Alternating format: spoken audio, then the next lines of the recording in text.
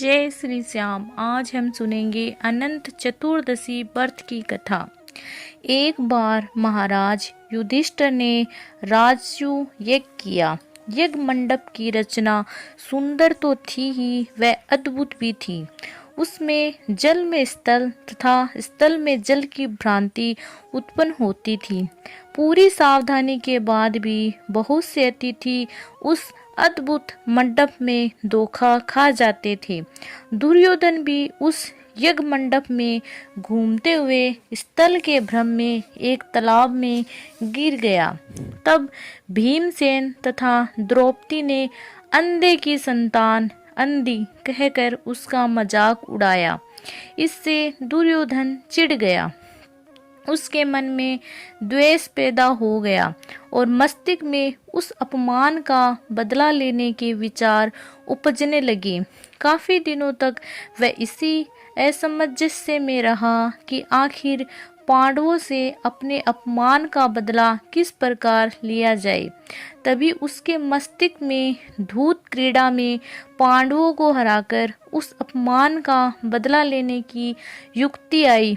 उसने पांडवों को जुए के लिए न केवल आमंत्रित ही किया, बल्कि उन्हें जुए में पराजित भी किया। पराजित होकर पांडवों को 12 वर्ष के लिए वनवास भोगना पड़ा। वन में रहते हुए पांडव अनेक कष्ट सहते रहे।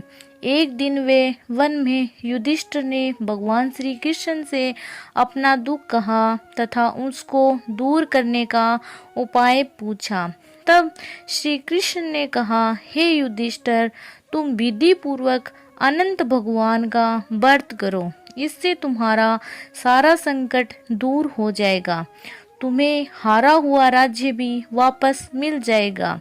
इस संदर्भ में श्री कृष्ण एक कथा सुनाते हुए बोले कि प्राचीन काल में सुमित ब्राह्मण की परम सुंदरी तथा धर्मपरायण सुशीला नामक कन्या थी।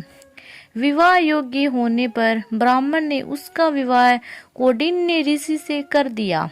कौंडिन्य ऋषि सुशीला को लेकर अपने आश्रम की ओर चले तो रास्ते में ही रात हो गई। वे एक नदी के तट पर संध्या करने लगी। सुशीला ने देखा कि वहां पर बहुत सी स्त्रियां सुंदर सुंदर वस्त्र धारण करके किसी देवता की पूजा कर रही है। उत्सुकतावश सुशीला ने उनसे उस पूजन के विषय में पूछा तो उन्होंने विधि पूर्वक अनंत व्रत की महत्वता बता दी।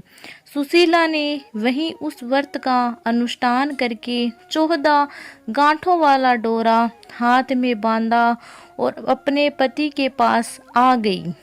कौंडिन्य ऋषि ने सुशीला से डोरे के बारे में पूछा तो उसने सारी बात सच सच बता दी। मगर कौंडिन्य ऋषि को इससे कोई प्रसन्नता नहीं हुई, बल्कि क्रोध में आकर उन्होंने उसके हाथ में बंधे हुए डोरे को तोड़कर आग में जला दिया।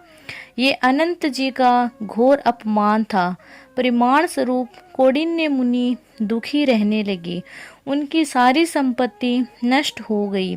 इस दरिद्रता का कारण पूछने पर सुशीला ने डोरा जलाने की बात दोहराई। तब पश्चाताप करते हुए ऋषि अनंत की प्राप्ति के लिए वन में निकल गए।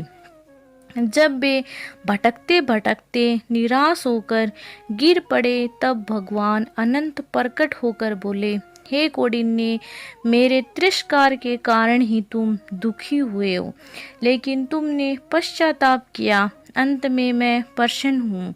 घर जाकर विधि पूर्वक अनंत चौदस का व्रत करो। 14 वर्ष तक व्रत करने से तुम्हारा सारा दुख दूर हो जाएगा। तुम्हें अनंत संपत्ति की प्राप्ति होगी। कौंडिन्य ऋषि ने वैसा ही किया। उनके सारे क्लेशों से मुक्ति मिल गई।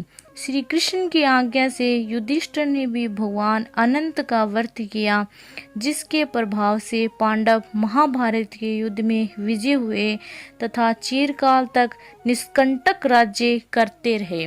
बोलो भगवान श्री अनंत की जय।